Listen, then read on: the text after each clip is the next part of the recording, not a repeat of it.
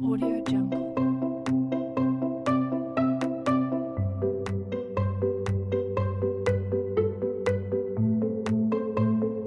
Audio Jungle.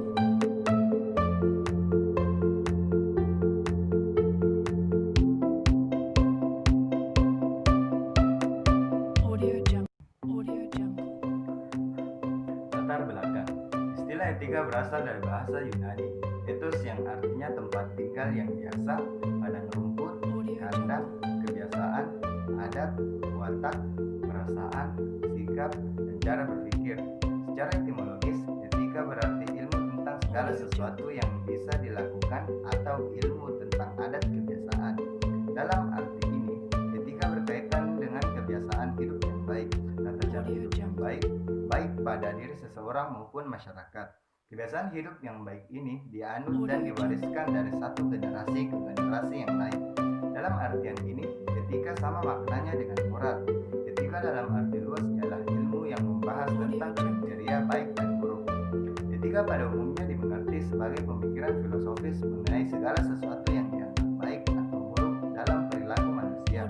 Keseluruhan perilaku manusia dengan norma dan prinsip-prinsip yang mengaturnya itu kerap kali disebut dengan moralitas atau etika.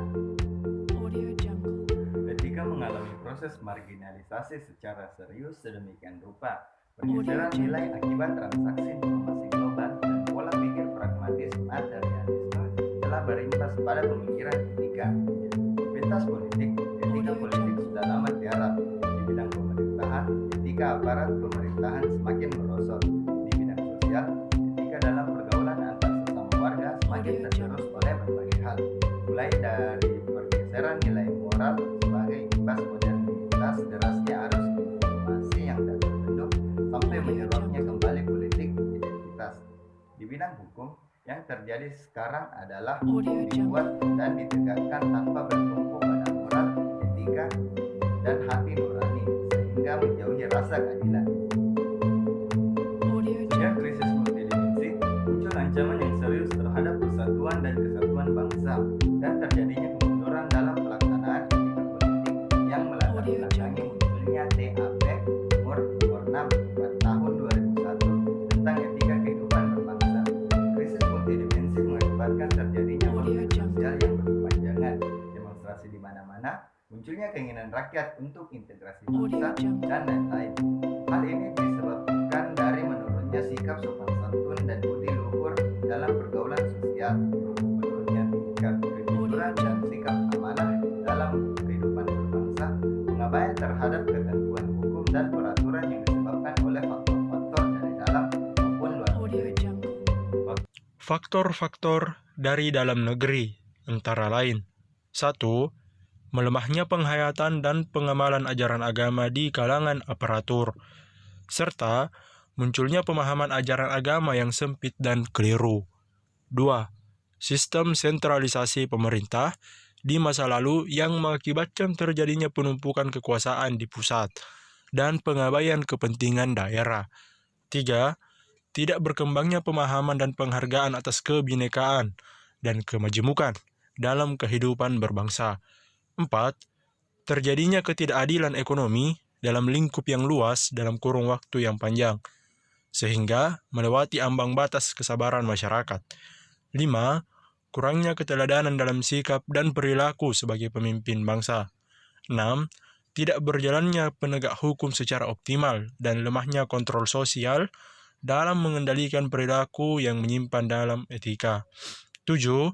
Terjadinya pembatasan kemampuan budaya lokal, daerah, dan nasional dalam merespon pengaruh negatif dari budaya luar.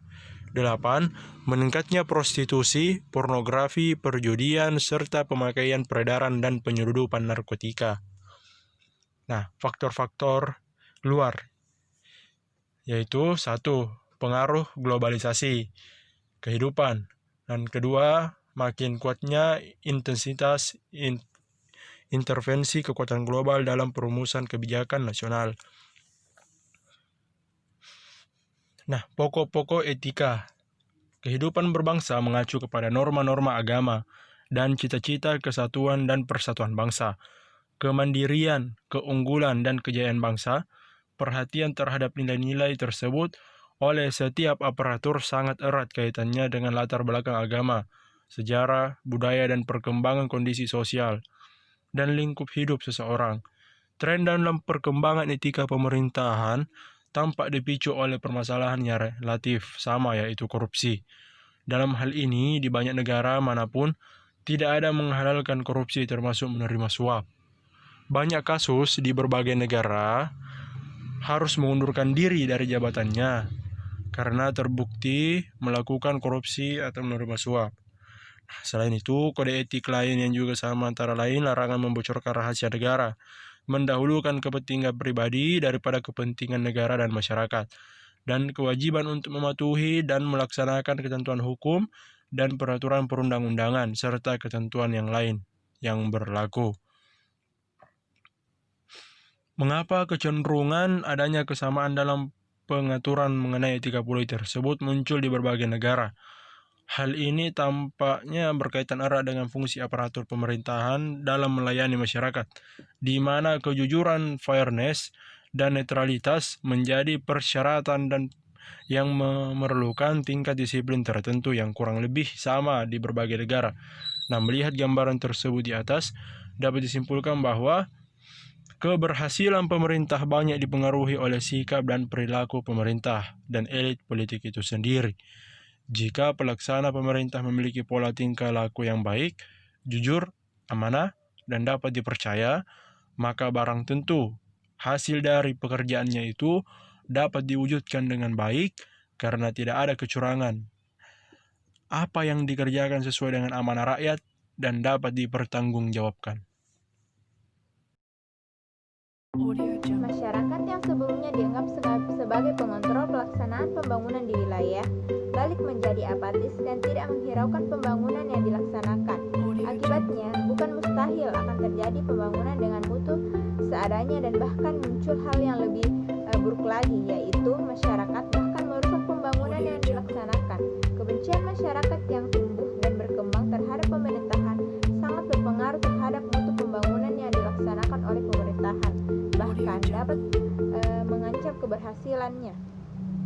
Solusi menguatkan etika adalah sebagaimana diatur dalam Ketetapan MPR Nomor 6 Tahun 2001 tentang etika kehidupan berbangsa dan menentukan arah kebijakan untuk memperkuat etika bangsa sebagai berikut. Yang pertama, memuat nilai-nilai agama dan budaya luhur bangsa dalam kehidupan pribadi, keluarga, masyarakat, bangsa dan negara, pendidikan formal, informal, dan non-formal, dan pemberian contoh keteladanan oleh para pemimpin negara, pemimpin bangsa maupun pemimpin masyarakat.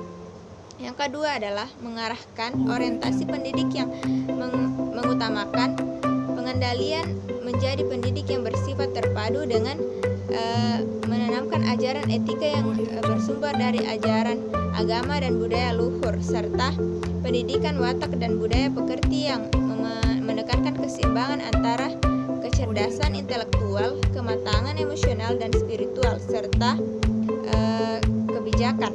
Yang ketiga, mengupayakan agar setiap program pembangunan dan keseluruhan aktivitas kehidupan berbangsa dijiwai oleh nilai-nilai etika Pancasila dan akhlak mulia, bahkan pada tahap perencanaan, pelaksanaan maupun evaluasi.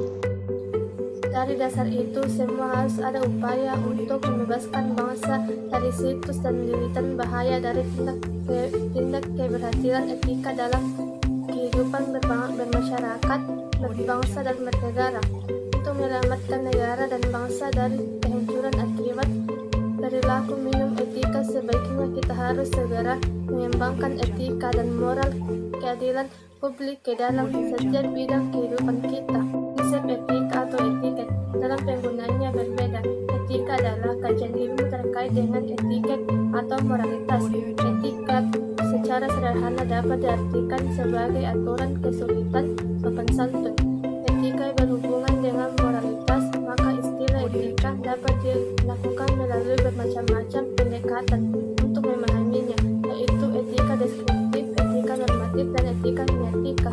Pun Pancasila sebagai sistem etika artinya Pancasila sebagai sarana orientasi bagi usaha manusia Indonesia untuk menjawab suatu pertanyaan yang amat fundamental, seperti bagaimana saya harus hidup dan bertindak dalam berinteraksi dengan sesama manusia dalam kehidupan berbangsa dan bernegara. Kemudian Pancasila sebagai sistem etika berarti Pancasila merupakan kesatuan sila-sila Pancasila. Sila-sila Pancasila itu saling berhubungan, saling bekerja sama untuk suatu tujuan tertentu, dan secara keseluruhan merupakan kesatuan yang utuh. Pancasila sebagai sistem etika bertujuan untuk mewujudkan nilai-nilai Pancasila dalam kehidupan berbangsa, bermasyarakat, dan bernegara. Kemudian adapun perlunya Pancasila sebagai sistem etika dalam kehidupan bermasyarakat, berbangsa, dan bernegara, yaitu yang pertama, memberikan landasan etik moral bagi seluruh komponen bangsa dalam menjalankan kehidupan kebangsaan dalam berbagai aspek. Yang kedua, menentukan pokok-pokok etika kehidupan berbangsa, bernegara, dan bermasyarakat. Yang ketiga, menjadi kerangka acuan dalam mengevaluasi pelaksanaan nilai-nilai etika dan moral dalam kehidupan bermasyarakat, berbangsa, dan bernegara.